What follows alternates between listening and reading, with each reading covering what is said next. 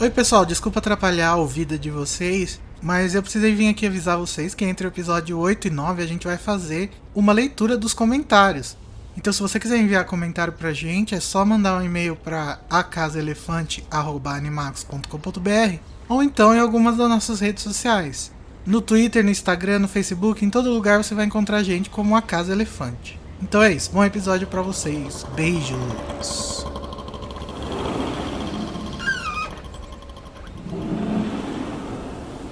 Aviso: A Casa Elefante contém conteúdo adulto. Apesar de o capítulo se chamar O Menino que Sobreviveu, o menino não pode ouvir esse episódio. Olá, boas-vindas à Casa Elefante. Puxa uma cadeira, pede um café e vem discutir a obra da J.K. Rowling capítulo a capítulo com a gente. Hoje, o primeiro capítulo da Pedra Filosofal, O Menino que Sobreviveu.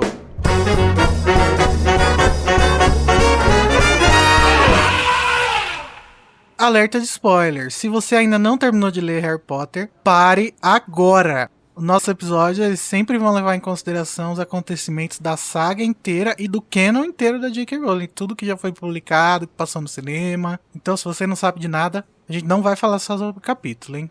A gente tá aqui com o Sidney Andrade. Oi, Sidney, tudo bom? Tudo bom, beditas. Então, se você não sabe que o Dumbledore morreu no 6º livro, não ouça esse episódio. É verdade que você tá gravando esse podcast de costas pra janela, Sidney? Sim, não tô vendo nenhuma coruja passar, menino. Tô chocada, passada. Mas se eu gravasse de frente, eu também não veria, então tá tudo bem. Entendedores entenderão. E com a Carol Lima, que foi deixada na porta aqui do podcast e a gente resolveu acolher. Oi, Carol, tá tudo bem? Tá precisando de alguma coisa? Olha, agora eu tô melhor sim, obrigada. Eu tô vendo aqui, Carol, que você tá com um risquinho assim na testa. Aconteceu alguma coisa? Ai, meu Deus. Tá doendo. Tá meio dolorido, assim. Cuidado que podem ser memórias de um bruxo das trevas. Corro. É verdade, Igor Moreto, que você está chegando aqui numa moto pra deixar um pacotinho. É verdade. Igor, o que é que tem nesse pacotinho? Deixa eu ver seu pacotão. A própria Carol. Ó, narrativa não linear, hein? Aham. Não, vai, vamos seguir. No fim eu vou descobrir que eu sou a minha irmã. Gente, todo episódio a gente vai fazer um resumo de 30 segundos, onde 2 participantes vão tentar resumir o capítulo em 30 segundos.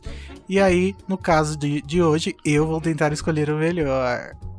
E no final, essa pessoa que ganhou vai poder escolher a frase preferida pra discutir no final do episódio. Pra gente fazer um debate final, né? Então vamos tirar um par ou ímpar pra ver quem vai poder escolher quem vai começar. Eu quero par.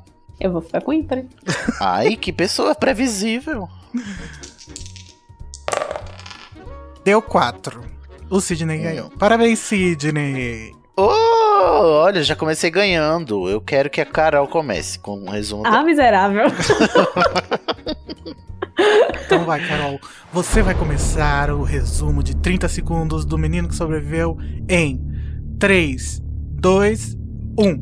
O Sr. e a Sra. Dursley se orgulhavam de dizer que eram muito normais, muito bem, obrigada. O Sr. Dursley se acorda num dia normal do trabalho, sai pra trabalhar, e no meio do caminho ele encontra uma galera muito estranha, vestido com as roupas estranhas, falando dos negócios estranhos, e ele fica muito focado com aquilo. Ele chega no trabalho, senta de costas pra janela, não vê nada que tá se acontecendo, grita com a galera, sai pra comprar um pãozinho, vê mais gente estranha, e fica encucado que ele escutou uma história de Harry Potter, Harry Potter, volta pra casa, fala com a esposa de...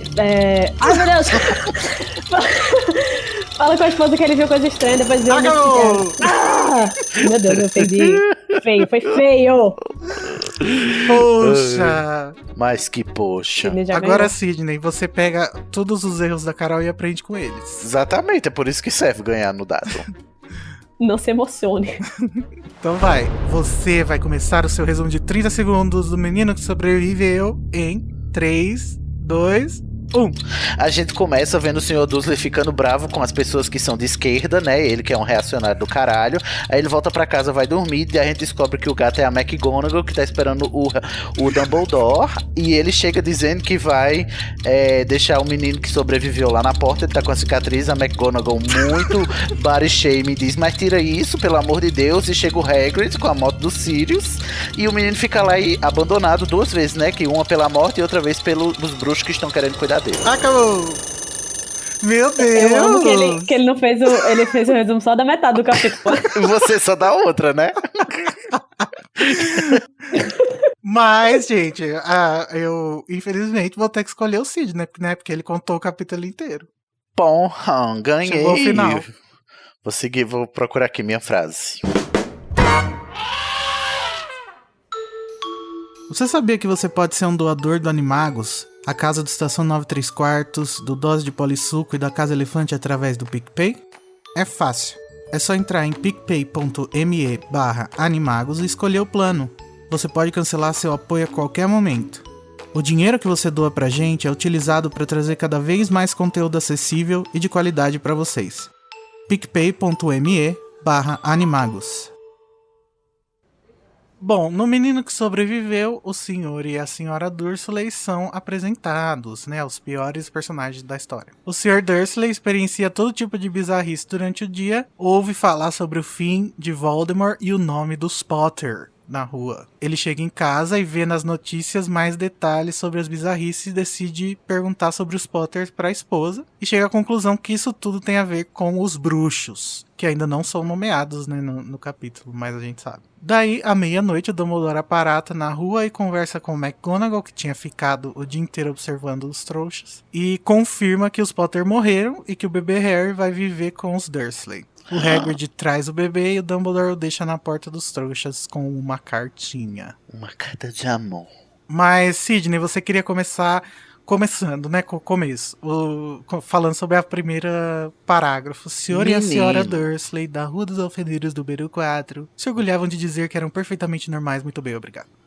Perfeitamente normais, muito bem, obrigado. Que eu acho que essa é a maior crítica que a gente vai ter ao longo de Harry Potter também, né? Que é o preconceito, né? Contra os anormais. E a gente, nesse primeiro parágrafo, né? E a primeira frase, que é muito emblemática, né? Eram perfeitamente normais, muito bem, obrigado. Inclusive, quem termina a frase assim, né? Muito bem, obrigado. Já disse que não tá, né? Foda-se a opinião dos outros. E a gente percebe, a partir do ponto de vista do Sr. Dursley, né? Na metade do capítulo dele, da perspectiva dele, o quão preconceituoso, arrogante e reacionário que ele é. Reacionário no sentido de que ele reage e rejeita a tudo que lhe é diferente. E isso é uma coisa que marca muito. Outra coisa que marca muito é que, apesar da gente não ter muito isso ao longo da série, no primeiríssimo capítulo, o ponto de vista não é do Harry, né? É do Sr. Dursley. O que eu acho muito legal desse início também é que ele vai descendo as escadas, né? Ele vê o filho dele tendo um ataque de raiva, atirando cereal nas paredes, e ele simplesmente dá uma risada. Ele tem noção que ele tá criando um bully, e isso vai ser relembrado mais pro fim do capítulo, e tá pouco se lixando. Mas, Sidney, eu acho que eu discordo de que o capítulo é no ponto de vista do Dursley. Eu acho que ele inclusive acho muito interessante como ele é no ponto de vista do narrador que existe. Que inclusive ele fala, é assim que a nossa história começa, alguma coisa assim. Mas esse narrador assim, ele vai acabar desaparecendo ao longo, não só dos livros, dos 7, mas desse próprio livro também, assim, esse narrador que a gente vê aqui nesse primeiro capítulo. Esse primeiro capítulo, inclusive, ele é um narrador onisciente, né? Ele sabe o que tá pensando, sabe o que os personagens todos estão pensando, ele só não nos revela. Ao longo dos livros a gente vai ver que o narrador não é onisciente, ele só sabe o que o Harry sabe, e a gente, por consequência, só vai saber o que o Harry vai descobrir, e a gente só sabe o que os personagens sentem se esse sentimento for comunicado ao Harry de alguma forma. Mas aqui a gente sabe o que o Sr. Dursley sente, a gente tá a par do que o Dumbledore tá sentindo, do que a Minerva tá sentindo, do que o Hagrid tá sentindo. Então, se eu não posso afirmar, e eu até começo a concordar com você, que esse narrador aqui do primeiro capítulo, ele não é do ponto de vista do Sr. Dursley, ele também não é parecido com o narrador que a gente vai ver ao longo da série. Ele é talvez um dos raros exemplos de narrador completamente onisciente que tem na obra da Rowling. Eu acho que esse narrador, ele retorna, né, no Enigma do Príncipe, no Cálice de Fogo, né, nos primeiros capítulos. Mas assim, e eu digo que é do ponto de vista do tio Dursley, né? Porque a primeira metade do capítulo é só a gente vendo e sentindo e tendo as descrições de como é que o Dursley tá reagindo a esse negócio esquisito que tá acontecendo nesse dia, que a gente vai descobrir pela cronologia, que é o dia 1º de novembro, né? É a manhã seguinte a morte dos pais do Harry, que foi no dia 31 de outubro, e como é que ele tá reagindo a esse povo esquisito que são os bruxos que estão rompendo com o sigilo, né, da magia, por causa de uma grande conquista que, diga-se de passagem, não foi mérito de nenhum deles, não é mesmo? E nem do pessoal dos Aurores. Na verdade, a gente vai descobrir que essa queda aqui, que eles estão comemorando, foi por puro acaso e por pura arrogância do próprio Voldemort. Uhum. E falando da cronologia também, né, a gente vê na TV lá, quando o Walter tá prestando atenção, que a gente tá no dia 31, ou pelo menos uma semana antes do dia 5 de novembro, né, porque ele fala do feriado do Guy Fawkes, que é o dia da fogueira, né? Parece que as pessoas resolveram comemorar o feriado da fogueira antes. Deixa eu revelar que a gente já gravou esse episódio uma vez, e aí na primeira vez a gente não sabia direito qual era, né? Tanto que a gente foi pesquisar, e esse feriado é o dia do filme lá, V de Vingança, né? Que o Guy Fawkes, que era um soldado católico inglês, membro da conspiração da pólvora, tentou explodir o parlamento inglês e matar o rei Jaime I da Inglaterra. Porra, Guy Fawkes, volta aqui, querida. Então, volta aqui, querida. Que mundo vivemos que agora explodir as coisas e matar pessoas não é mais aceitável? Não merece festa? Não, eu acho que assim, que mundo vivemos que agora explodir pessoas e coisas parece ser uma boa ideia novamente. Exato. Porque eu, inclusive, estou quase vestindo minha máscara de V de Vingança aqui. E aí a gente retorna pro tema desse capítulo principal, né? Que é essa mentalidade fundamentalista, que eu acho que foi um ótimo ensaio da Rowling pro Morte Súbita, né? Eu fiquei pensando o tempo inteiro que eu tava lendo esse capítulo, como que ele parece muito com a Morte Súbita quando tá descrevendo os Dursley e a convivência deles. Um negócio que eu acho muito marcante que a gente não para, assim, não passa despercebido pela gente é os detalhes de como o Dursley se comporta no trabalho, né? E principalmente nessa passagem que a gente mencionou aqui até na abertura, de que ele não vê as corujas passando ao longo do dia, tá cheio de coruja, e tipo assim, gente, corujas são animais noturnos, né? E de manhã, uma revoada de coruja passando não deve ser normal. E ele mesmo assim não percebe isso no trabalho, porque ele se senta orgulhosamente de costas pra janela, e eu acho que pra mim, eu já ouvi até isso num podcast gringo também, mas pra mim isso é muito denotativo da personalidade do Walter, que é essa pessoa que tá sempre dando as costas pra realidade, entendeu? Quando a realidade não é aquela que ele gostaria de acreditar, ou não é aquela que lhe agrada. Ele passa o capítulo todinho ali procurando justificativas pra não admitir uma verdade que ele não aprova. Que ele tá o tempo todo desconfiando, né, que estão mencionando o nome do Harry, né, aos burburinhos. Só que como ele não aprova, ele não quer que isso aconteça, ele fica procurando todas as justificativas possíveis. E que é o cúmulo do reacionarismo, que é esse negacionismo, né, de se essa verdade inconveniente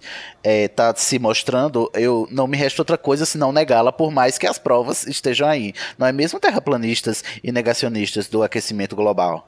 O que é mais irônico, né? Porque depois o capítulo chega a mencionar que ele não aprova a imaginação. Mas tem gente que é assim mesmo, inclusive. Então, estão no parlamento, no nosso congresso. Tá, então, Carol, o que é que você acha? Eu acho que você tem algo a comentar sobre ele voltando pra casa, tentando conversar com a tia Petúnia e não conseguindo se expressar, né? Então, aí a gente já vê uma falta, né? Do relacionamento dos dois, onde um quer falar, mas teme a reação do outro, né? E o julgamento, sobretudo, né? Também. Exatamente. E ele passa o dia todo ouvindo esse cochicho sobre os Potter, temendo que aquilo possa afetá-los. E por mais que ele saiba que aquilo está relacionado ao mundo bruxo, ele fica se negando a pensar na palavra bruxo. O que é muito engraçado, né? Porque isso vai ser trazido de volta no fim do capítulo. Não, e tem uma coisa engraçada que, assim, no mundo real e também em várias obras de fantasia, o que faz a coisa acontecer é você falar sobre a coisa. É a palavra que dá realidade a um fato, mesmo que o fato já seja real por si mesmo. E isso na vida real também é você admitir o fato, você falar sobre o fato é você admitir a existência do fato, né? E se ele falar pro Harry, se ele falar pra Petúnia do que ele desconfia de que estão falando do Harry e de que ele sabe que o Harry é bruxo, é o sobrinho dele e tal, falar isso, verbalizar isso significa dar consistência. Tornar real, né? Tornar real, e ele não quer de jeito nenhum tornar isso real. E é por isso que também essa mentalidade fundamentalista, ela se funda muito na negação, porque se você ir na negação e também em tolher o direito de você falar, porque a partir do momento que você fala, você torna real, porque falar também é uma atitude, né? E talvez uma das atitudes mais contundentes que nós, enquanto humanos, né, que somos seres verbais, né, a gente pode tomar, que falar dar nome às coisas, é admitir a existência delas. A terapia que eu diga, né? E ele tava tão temeroso até porque o que ele temia acontece, né? Que ela fica toda desconfiada quando ele pergunta se o nome do sobrinho deles era Ernesto. Ernesto. É um nome desses vulgar qualquer, né? Ele chega até falando. Eu acho engraçado isso também, na passagem quando ele vai dormir, porque assim, parece que ele indo dormir, acordar no outro dia, nada disso vai ter acontecido, né? Como se a noite fosse apagar os medos dele. E só que... E eu gosto muito dessa cena quando fala que ele vai dormir, porque ela vai dormir, né? E ele fica lá pensando, conjecturando nas coisas. E o último pensamento dele antes de dormir ele vira pro lado e fala, nada que envolva essa gente pode nos afetar, sendo que a alguns metros da casa dele vai acontecer uma cena que vai mudar a vida dele pelos próximos 16 anos. Agora mesmo, nesse instante, inclusive, né? Lá na frente tem um gato, inclusive, porque ele ficou boladíssimo com o gato lendo o mapa. Né? E aí a gente vê a Minerva, né, reconhecendo o Dumbledore aparatando. Ele pega o seu apagueiro, né, Igor? Ô Igor, já encontraram no cânone ou em entrevistas com a Rowling alguma explicação para o fato de que ela usou o termo apagueiro nesse livro e no 5º livro em Ordem da Fênix? E mudou o Por Outer, né? E mudou o nome para Desiluminador. Desiluminador. Na Relíquias da Morte. Então, não.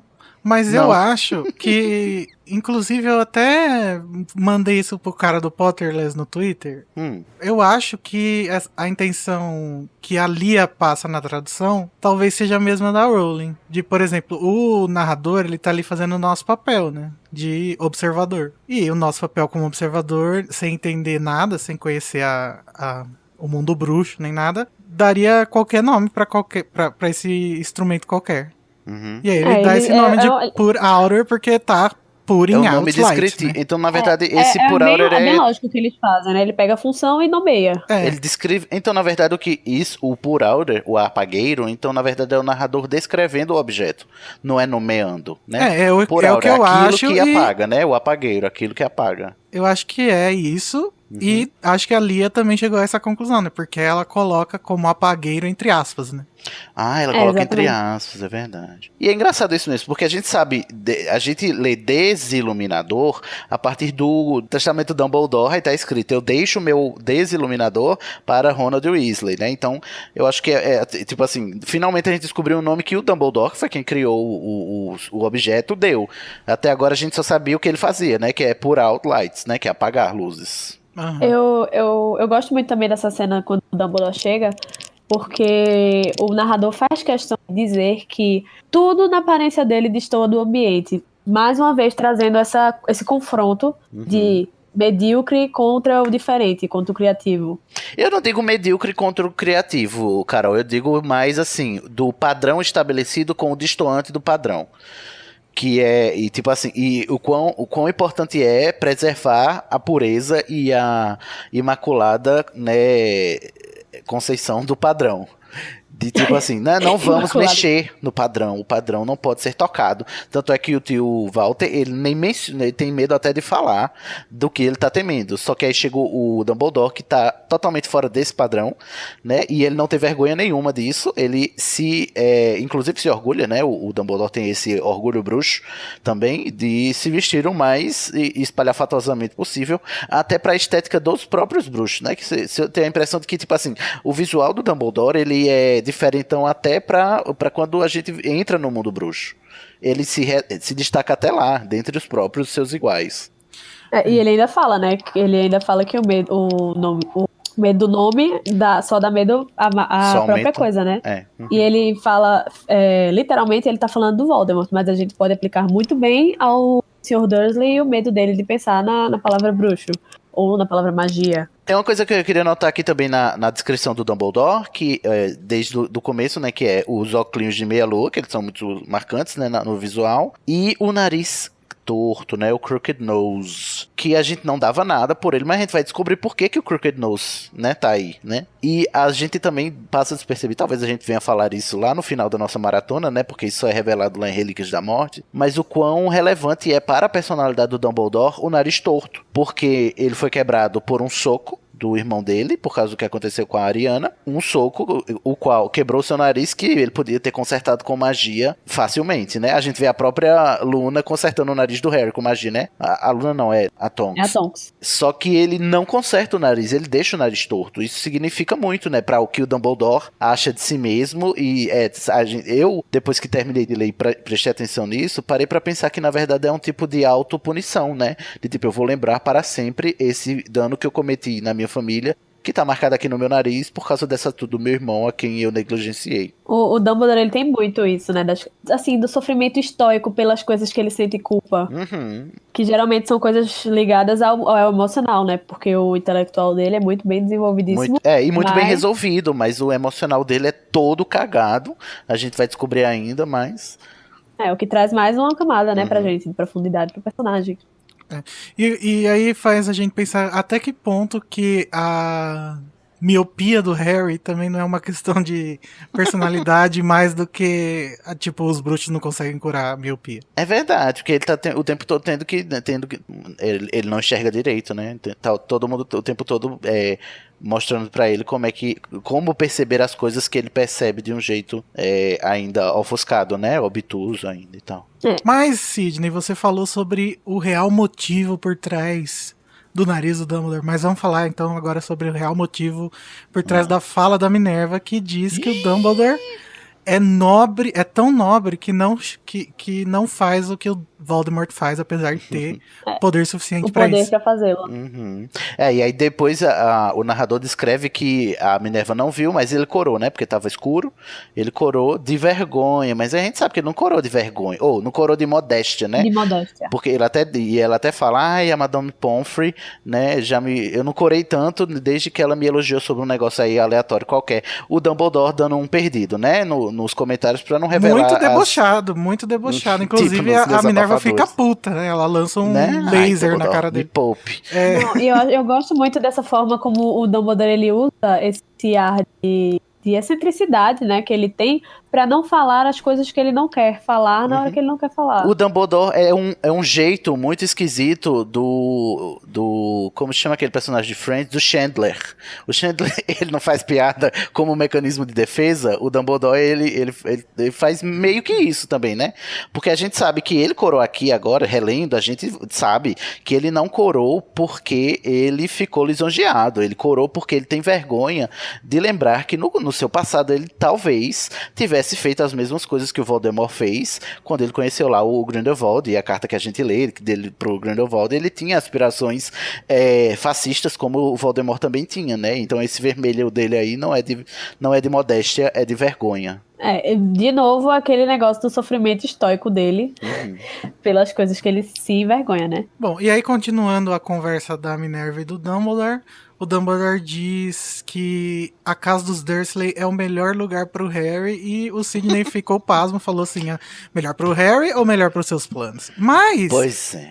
Eu achei a resposta, a explicação, a razão dele no capítulo, assim, interessante, eu concordo. Que era melhor pro Harry crescer fora da fama e da... Ele podia muito bem ter virado um Malfoyzinho. Um né? Malfoy. Podia. Embora eu ache assim, eu acho isso, esse é a justificativa que ele dá agora, porque ele não pode revelar pra Minerva que se o Harry sair daí, ele vai morrer, porque ele tá protegido, na verdade, pela magia do sacrifício da Lilian, né? Ele tem que ficar no lugar onde o sangue dele tá, né? Que foi o sangue da Lilian que fez aquela magia antiga e tal. Ele arranjou essa desculpa, que pra mim faz sentido, mas ela é só boa o bastante pra cobrir o motivo maior, que é esse negócio que a gente vai descobrir ao longo dos livros, sabe? Porque, tipo assim, assim.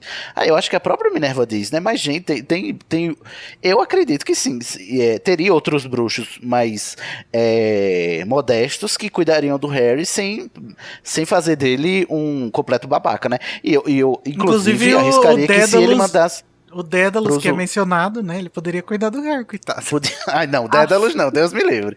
Mas a própria família Weasley, por exemplo, né? Que vai se tornar uma família pro Harry ao longo dos livros, né? Eu acho que se, por exemplo, o Arthur, cuida aqui desse menino, que ele é o menino que sobreviveu. Eu acho que os Weasley iriam cuidar dele bem, entendeu? Assim, sem fazer dele mas, gente, eles já têm 8 filhos, não tem dinheiro pra nada. Mas o Harry é rico, ele pode financiar. É verdade. Nossa, e ajudar os dois ainda, né? Ajudar os dois, exatamente. A gente já começa a ter uma ideia, né, da dimensão de o quão, assim, correta a professora McGonagall é. Quão centrada e sensata ela é nas coisas, né? Porque ela começa a reclamar também do povo perdendo a noção com o estatuto de sigilo durante o dia, né? Esse Zoom é tão louco. Tipo, soltando coruja o dia todinho, chuva de meteoro. E a gente descobre que o Voldemort só começou a barbarizar 11 anos atrás. Eles dão uma data aqui, que eu me impressionei quando eu reli. Eles dão uma data aqui. Há 11 anos eles não podem comemorar, né? A gente tá em 1º de novembro de 1981. Então, né? Aqui quando o Harry sobreviveu, né? O Harry sobreviveu em 31 de outubro de 1981. Então, se há 11 anos, então 1970 foi quando o Voldemort ele já estava ascendendo, né? Lá nos anos 70 e tal. E aí me faz pensar em toda a linha do tempo do Voldemort, que é assim, a gente sabe que ele sai de Hogwarts em 45, né? E ele fica de 45 até 1970 só buscando relíquia pra fazer Horcrux. Vocês acreditam nisso? E trabalhando tipo, no Burgs and Burks. Quando você para pensar, né? Tipo, parece que o reinado dele de terror foi muito mais tempo, coisa de 20, 30 anos. Mas foi pouco, né? Eu acho engraçado também, porque é meio que simétrico, né? Porque a gente tem esses 11 anos dele no poder, e depois a gente vai ter 11 anos de paz de novo, até ele começar a peticar de novo. A voltar, né? A pinicar as beiras. E aí a gente tem mais uma oportunidade de uma nova saga, né? Pra Warner, caso a Warner queira fazer, ganhar mais dinheiro.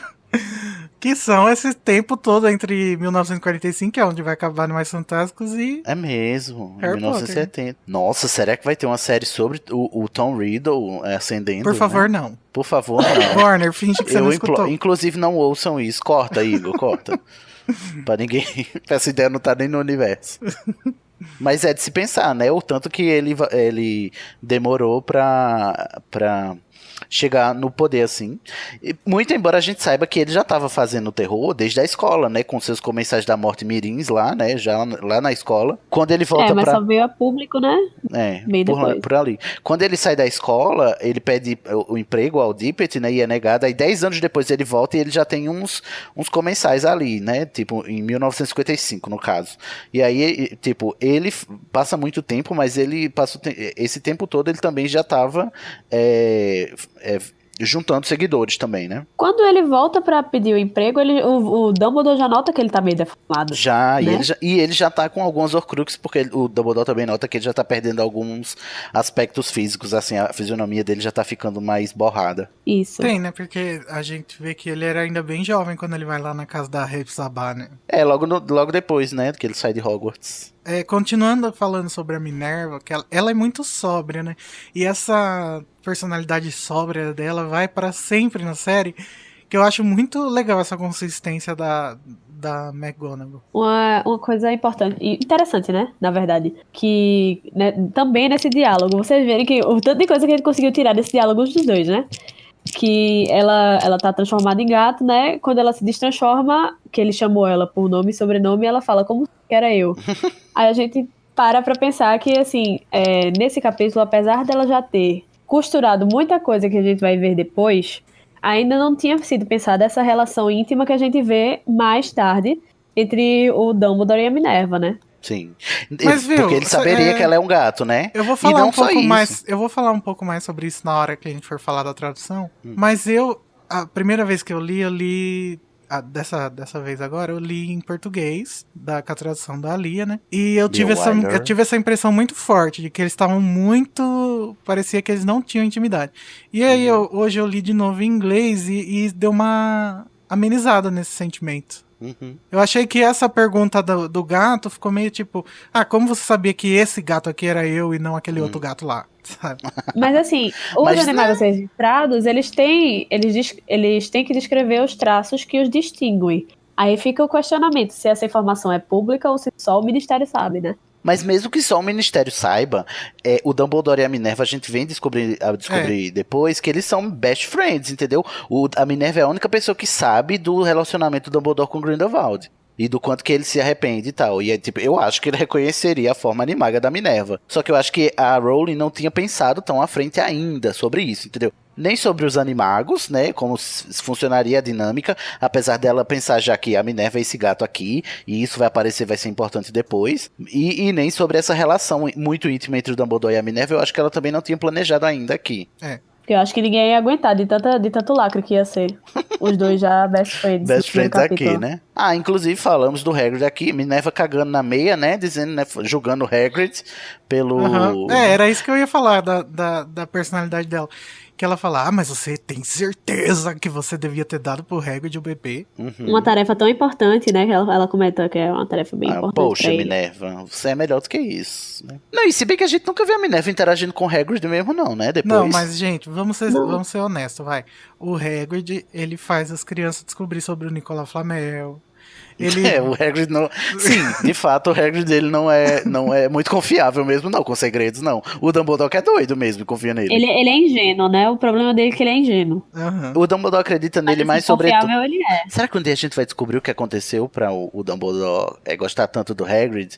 Porque ele confia no Hagrid sobre tudo. A gente sabe que é porque o Hagrid tem um bom coração e o Dumbledore valoriza isso e tal. E ele é leal sobretudo, né? Mas assim, dizer que ele é competente e inteligente, não podemos, não é mesmo? Então... se for aparecer o Tom Riddle no Animais Fantásticos, o Hagrid tá lá também na mesma época. Tá lá também, inclusive meu sonho de princesa, né? É que o Newt que tenha dado a Aragog pro Hagrid. Quero muito esse momento. Boca dessa galera. E também a gente descobre, né, que quando eles falam sobre o Hagrid, né, que é porque ele vem chegando, a gente descobre que foi ele que tirou o Hagrid de lá, dos restos da casa, e que ele só apareceu aí 24 horas depois. Eu já quero na minha mesa amanhã o texto dessas 24 horas. Pois é o grande furo no cânone, né? Não, furo não. As 20... não o furo que assim, o que aconteceu. Né? Queremos saber como foi que Harry passou essas 24 horas, porque ele foi resgatado pelo Hagrid na noite do dia 31 de outubro e só foi deixado lá na porta dos Dursley na noite do dia 1º de novembro. E tem uma fala que dá muito a entender que, tipo, o Hagrid acabou de sair de Godric's Hollow. Sim, ele fala exatamente. Assim, eu fui o primeiro a chegar, eu peguei ele antes dos trouxas chegarem, e ele dormiu em cima de Surrey, né, no caminho. Só que eu acho que ainda cabe aí botar porque tem um ponto, né, na frase, ele não bota uma vírgula dessa forma como eu falei. Então ele fala, eu fui o primeiro a chegar, os trouxas ainda não tinham chegado, tá. E daí eu acho que aí nesse ponto... E agora ele já tá falando de outro assunto. E na viagem pra cá... eu acho que ele levou ele pra casa do Sirius, sei lá, alguma coisa assim. Não foi do Sirius, porque o Sirius já tava despirocado correndo atrás do Pettigrew. Do Pettigrew, Então, se foi 24 horas que passou, o Hagrid então deu um rolê de moto, foi isso, durante o dia com o Harry? Que ele já tava com a moto, entendeu? Com o Harry no braço cantando musiquinha. Eu queria, o bebê Harry na cabana do Hagrid lá com o bebê canino, assim, canino filhotenho. Eu acho que pode ser assim, o Dumbledore pode ter falado, Hagrid, vai lá pegar o bebê. E depois você me encontra amanhã, lá na frente da casa dos tios dele, de noite, pode ser? Nesse endereço aqui. E aí o Hagrid fala, vou fazer o que com essa criança? Vou levar ele tomar um sorvete, passear no parque, sorvete. Trocar a fralda. Um sorvete que inclusive estaria no bolso do Hagrid, se ele tivesse tomado, não é mesmo? Mas a gente já chega lá, já. E aí o Dumbledore, ele fala que ele passou por várias festas, né, no caminho pra lá. Então eu acho que ele não tava com muita pressa, não. Acho que tava combinado. É verdade, acho que o Hagrid tava comemorando também, né? Então, acho que tava combinado, tipo, meia-noite na casa dos Dursley. Pra não Até porque chamar na atenção. Figura pública como ele é. É mesmo pra não chamar atenção, assim, tipo assim, esconda esse menino até a gente chegar lá. Porque senão vai todo mundo atrás dele. Mas, Como gente, assim a ele gente tá sobrevive? tentando passar o pano aqui, mas a Rowling mesmo fala que não faz ideia do que ela Não pensou. faz, ela não planejou. Ela, assim, mas eu acho curioso como é assim, o primeiro capítulo era a primeira coisa que ela devia ter pensado e ela não pensou, entendeu? É porque ela estava pensando em coisas maiores ali. Ela pensou tão à frente que ela esqueceu de pensar um pouquinho assim no presente, né? No começo, No esqueceu. começo, ela já pensou nas Horcrux, mas aqui, essas 24 horas, que não faz sentido, minha já, volta aqui, senhora. Mas não tira o mérito desse capítulo, não. Porque ele Não, é isso bem O redondinho. capítulo é maravilhoso. Eu amo o primeiro capítulo de Pedra Filosofal. É um dos meus favoritos, inclusive da série inteira. Não, e um capítulo bem pequeno, né? O tanto de coisa que a gente já conseguiu extrair Sim, dele. a gente tira muito dele. Inclusive a história da cicatriz, né? Que é outro jeito que o Dumbledore achou de esconder coisas com seu senso aí de humor. Como Barra é? excentricidade. Peculiar, não é mesmo? Porque a Minerva diz, gente, tira essa cicatriz dele, esse menino vai ficar feio, ninguém vai gostar dele.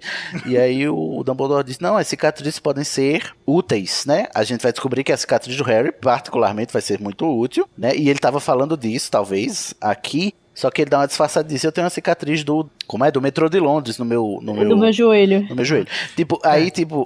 Não, peraí, gente. Bota a mão na consciência aí. Do mesmo jeito que vocês botam pra pensar que a varinha das varinhas não foi feita pela morte, Sim. o Dumbledore não tem uma cicatriz Não do tem, metrô. É só Isso uma foi só pra piada. desviar o foco da Minerva. Porque ele acabou de dizer, cicatrizes são muito úteis. Eu tenho uma do metrô de Londres, um meio de transporte que eu não uso, de uma população que eu não convivo. E que eu provavelmente não sei nem como funciona. Não sei como funciona, exatamente. Ou seja, né? É isto. Então, gente, vamos agora que a gente já acabou o capítulo, pular para a parte que a gente mais pensou pra poder fazer, que foi o Arrelia. Arrelia. Ô, Carol, o que é o momento Arrelia? Então, o momento Arrelia é aquele momento que a gente pega pequenas falhas, pequenos bloopers da tradução que a gente considera que não ficaram legais. E que né? tipo assim, né? Ou que prejudicam a história, ou que não fazem sentido mesmo, que é o primeiro que a gente vai trazer aqui pra vocês. Tem um momento Arrelia clássico nesse capítulo, não é mesmo? Tem a participação muito famosa do sorvete de limão no bolso do Dumbledore. No bolso do Dumbledore. Sorvete de limão. Gente, e não só assim, mas vários, não, porque vários. fica falando de vários sorvetes de limão que eu Ele fica oferecendo toda hora. Não tem certeza que não quer um sorvete, tem certeza que não quer... E ele tirando o sorvete do bolso. Gente, pra quem não leu inglês, no inglês é sherbet lemon, que é o nome de um bombom, uma balinha de limão azeda. E a Lia Wyler, a tradutora, por algum motivo que a gente desconhece, e por ignorar completamente o contexto da frase, achou cabível traduzir para sorvete de limão. E nesse capítulo a gente vê o Dumbledore carregando sorvetes de limão dentro do bolso. E descolando um do outro. Ele fala que ele tá separando 2 sorvetes de limão. Aí eu fico assim, ué, né? Mas aí você vai me dizer, querido ouvinte, mas ele é bruxo, né? Vai que ele fez um feitiço. Quando eu era criança, eu pensava num sorvete de cone ainda pra piorar a situação. Né? Sim, eu também. Eu também. Não, mas porque aqui no Nordeste, né, Carol, sorvete é só a massinha, né? A massa que você come com a colherzinha. O do palito é picolé, não é sorvete. Exatamente. Então, dizer sorvete aqui pro Nordeste é a gente imaginar ele com um creme, pote de sorvete. Sorvete cremoso. Um cremoso, exatamente. E ele comendo com a mão assim, ele tava enfiando os dedos, inclusive, né? Na minha cabeça. Se ele tá com sorvete de limão. Ele tava pegando sorvete de limão pelo sorvete, inclusive. Exatamente. Mas, em alguns estados do Brasil, sorvete também quer dizer o picolé, né? Que é o no palito. Mas aqui a gente não tem esse luxo. Sabe o que eu pensei? Que talvez a Lia tenha deixado Sherbet Lemon por ser o nome da marca, né? Do bombom. Do bombom. E aí a editora mudou, será? A editora não deixou, Será? Pode ser, né? Vamos passar um pano aqui pra Lia. Vamos passar porque... um pano aqui. Porque não assim, faz sentido na frase, não faz sentido no contexto da frase, pois gente. E eu sei que ela, assim, tem seus erros, mas pelo menos no começo da série, eu gosto muito da tradução dela. Eu gosto dela toda. Não, mas tipo, a gente sabe que quando foi chegando nos últimos livros, ela já tava de saco cheio, Ela sabe? foi ligando foda-se, isso é verdade. Mas assim, no começo, como não tinha muito isso, ela arruma as soluções muito criativas pra adaptações, sabe? E eu acho que aqui pode ter sido o caso de um editor ter interferido. E isso acontece também também com o trouxa, né? E aí que eu pensei nessa possibilidade. Eu acho que, como é o primeiro capítulo, talvez ela ainda não tivesse uma tradução pra trouxa. Uhum. E aí ela deixou qualquer coisa e aí ela substituiu lá no Word. Tipo, substituir todos os muggles por trouxa. Por trouxa. E aí essa frase fica sem sentido, né? Enfim. Porque, tipo, o outro momento Arrelia do capítulo, né? Que é o trouxa, o muggle traduzido pra trouxa, uma palavra que o Sr. Dursley estranhou em inglês, mas que em português é uma palavra completamente comum e não faz sentido ele estranhar, né? Fala, trouxa, seja lá o que isso significa. Seja lá o que isso significa. Que na realidade era pra ele ter ficado ofendido, né? Porque ele tá sendo chamado de babaca. Bobão, de burro, né? Mas assim, eu tenho uma crítica geral, porque eu, como eu disse, eu li o capítulo em português e depois eu li em inglês, assim, em sequência.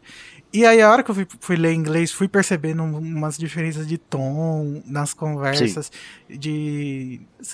eu não sei dizer, porque eu não sou formado em nada disso, né? Mas é muito diferente os parágrafos, a pontuação ela muda às vezes e fica muito estranho. O tom em inglês é um tom muito coloquial e muito, assim, displicente. A Rowling, ela escreve mesmo, de maneira displicente. O problema pra mim da tradução da Lia, e talvez esse seja o meu primeiro maior, assim, o meu Arrelia para todos os episódios, é que ela eruditiza muito o texto da Rowling. E isso acaba fazendo com que perca um pouquinho, assim... da essência, né, do original. Né, a essência, a natureza da obra mesmo, que ela o senso de humor da Rowling é esse. O mundo bruxo é excêntrico por natureza, e por isso você espera mais coloquialidade, mas a Lia, como ela era uma tradutora muito clássica, ela ou não admitia, ou por própria força do seu hábito mesmo, né, de traduzir, acabou eruditizando o texto, que não era erudito, né, no seu original, ou não tão erudito quanto parece em português, porque em português parece que é uma obra, sei lá, né, do filho do Machado de Assis. Ai, não é pra todos se mas a gente discute mais sobre isso lá no Estação, né, no podcast sobre tradução, e a gente passa o episódio inteiro falando disso. Então, falando do Arrelia. Gente, no começo do programa a gente fez aquele pequeno campeonato para ver quem fazia o melhor resumo de 30 segundos, e quem ganhou foi o Sidney André. Então ele vai ter a opção de trazer uma frase aqui pra gente julgar e conversar sobre. O que você vai trazer, Sid? Queria pedir pra Carol ler aqui, que é a última frase do capítulo. Carol, quer ler pra nós? A Harry Potter, o menino que sobreviveu. E aí eu quero levantar essa discussão pequena aqui de bolso com vocês. Essa frase, ela se sucede ao parágrafo anterior, que é tipo assim, dizendo o quanto que os bruxos estão felizes, o quanto que o Harry vai ser comemorado, né? E é uma comemoração de como esse menino está fadado a ser famoso no seu mundo e mudar o mundo em que ele nasceu, mesmo sem perceber. E o quanto que ele vai sofrer também, né? Que fala. Não, calma. Isso é isso sim na dimensão da narrativa. Eu quero falar na dimensão da metanarrativa, que é tipo assim, quão autopremonitório esse capítulo é para a própria obra da Rowling, para a própria Rowling, entendeu? No sentido de que como que esse último parágrafo desse primeiro capítulo, ele é profético para a própria obra da Rowling, que é, né, tipo assim, ela não imaginava também que dali a alguns anos as pessoas estariam fazendo podcasts sobre o menino que sobreviveu, fazendo convenções sobre o menino que sobreviveu, tendo filmes sobre o menino que sobreviveu. Ela não sabia que ela ia virar a mulher mais rica da Grã-Bretanha por causa do menino que sobreviveu. Hoje a gente comemora coisas com o tema de Harry Potter e tal. E eu acho isso muito... Reler esse último parágrafo pra mim é interessante do ponto de vista da construção desse universo, do ponto de vista da Rowling, né? O que é que ela queria ao escrever Harry Potter, e o que é que ela conseguiu, e qual é a diferença entre essas duas coisas. É claro que a gente sabe que ela nunca previu, né, o sucesso estrondoso que fosse, mas o que será que ela previa, né, assim, o que é que ela pretendia escrevendo, a não ser, será que ela previa só se sustentar ao primeiro nível, assim? Será que ela já queria, em algum momento, já passou pela cabeça dela, eu queria ser um grande sucesso editorial e mundial e tudo, sabe? Eu fico com essas aspirações por causa desse tom aqui, que, inclusive, de uma obra que fala de profecias, de uma pessoa predestinada, né? E eu fico pensando, meu Deus, será que a Rowling também não seria essa pessoa predestinada, mesmo sem saber, não é mesmo? Se a gente quiser acreditar em destino, o que é que vocês acham? Vai ser muito profundo. Foi muito profundo, amigo. Peraí que eu ainda tô... Inclusive, hoje ela tá passando pelas semanas de cutucados e beliscões, né? Como é isso, gente? Não, que no parágrafo fala que o Harry não sabia que ele passaria as próximas semanas levando cutucados e beliscões. É verdade, ela tá nessa fase agora, né? A pobre. É. Mas, neste mesmo instante, a pessoa se reunindo em segredo no Brasil pra fazer um podcast. Exatamente. E falando o menino que a sobreviveu. Harry Potter, o menino que sobreviveu. Tintim. Oh. E todos conhecem seu nome. Todos conhecem seu nome. Todos se lembram. Inclusive, quem nunca leu se lembra. Quem nunca assistiu os filmes se lembra. Ele é coisa... Ele é mais famoso que Jesus Cristo, gente. A McGonagall também tem uma parte falando isso, né? Hoje vai ser conhecido como o dia do Harry Potter. O dia de Harry Potter. É incrível. É verdade, Spion. Então, gente, agora vamos fazer uma coisa que é simplesmente dar uma organizada nos livros. Então a gente vai colocar aqui em ordem os personagens que foram mencionados e a ordem que eles são mencionados. Pra depois a gente ter uma referência, né? De lembrar, olha só quem foi mencionado aqui e tal. Isso, pra ter uma noção do que é mencionado e de como ela retoma às vezes e outros ela deixa pra lá, né? Também. Pra gente ficar esperto ao longo da releitura e de cada episódio dos personagens que a gente já ouviu falar, mas às vezes esquece porque ela não dá destaque. Eu acho que os mais mind-boggling é o Dédalo e o Sirius, né? Pois é. Que a gente, né, não imaginava. Aí, a gente tem aqui, né, neste capítulo, foram citados os seguintes personagens. O Sr. Dursley, né? A Senhora Dursley, que é nomeada Petúnia, mas o Sr. Dursley ainda não tem nome. A gente não sabe que é Walter. O Duda Dursley, o pequenininho. Duda, que em português, inclusive, ele tem um apelido, né? Coisa que em inglês não. Em inglês ele é Dudley, né? E Duda é o apelido Dudley é o nome Dudley. dele mesmo, né? É Dudley, o Duda Dursley. Dudley, o Duda. Duda, o Dudley. Enfim, aí... Os Potter são mencionados, depois veio o gato, né, que é a McGonagall, o gato lá com seus óculos. O Harry Potter é nomeado depois. O Você Sabe Quem? Você sabe quem? Sei. Aí tem esses dois aqui maravilhosos. Jorge Mendes, que é o meteorologista do jornal, né? Que o telejornal que estão assistindo os Dursley. Inclusive, quando ele dá a notícia das chuvas de meteoro, o Jorge Mendes dá uma sorrisa. E isso só me faz acreditar que Jorge Mendes é um jornalista bruxo infiltrado na imprensa trouxa. Ô, amigo, é o Eduardo, não, que dá uma sorrisa. É, o Eduardo. Ai, perdão, o Jorge é o meteorologista e o Eduardo é o âncora, né? É ele que dá o sorriso. O Eduardo é que é o bruxo. Bruxo infiltrado na... Bruxos, por favor, infiltrem a imprensa brasileira, eu rogo. Depois veio o alvo Dumbledore, a Minerva McGonagall, que aparece depois, se revela. O Dédalo Diggle, que a Minerva menciona, que ele tá fazendo muito escândalo. O Voldemort, que ele é nomeado finalmente. Madame Pomfrey é nomeada aqui pelo Dumbledore, né, naquele elogio. A Lilian e o Tiago Potter, eles recebem seus nomes finalmente, os pais do Harry. O Hagrid, que vai deixar. E o jovem Sirius, né, ele é mencionado assim porque é ele quem entrega, né, ele que empresta a moto ao Hagrid pra ele ir lá. Então o Sirius já tá aqui no primeiro capítulo também, gente. Bem en passant, né, que ela menciona. Acho a Madame Pomfrey também é legal de estar aparecendo aí. Mas ela já aparece no livro, né, então. Um easter egg, né? É isto, gente. Terminamos o primeiro capítulo? Terminamos O Menino que Sobreviveu. A semana que vem a gente vai comentar o segundo capítulo. Como que chama, Cid? O capítulo se chama O Vidro que Sumiu. Olha, todo mundo lembra dessa cena no filme, né? KKK. KKK. Então tá, gente. Até semana que vem. Beijo. Beijos de limão. Sorvete de limão.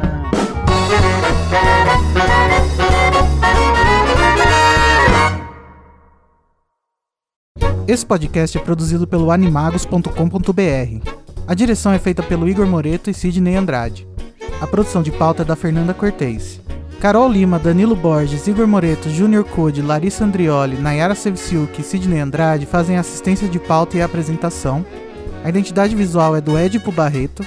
A música tema Song of India, originalmente executada por Ableton's Big Band, teve a engenharia e gravação pela Telefunken Electroacoustic, foi mixada por Igor Moreto, que também faz a edição e finalização do podcast.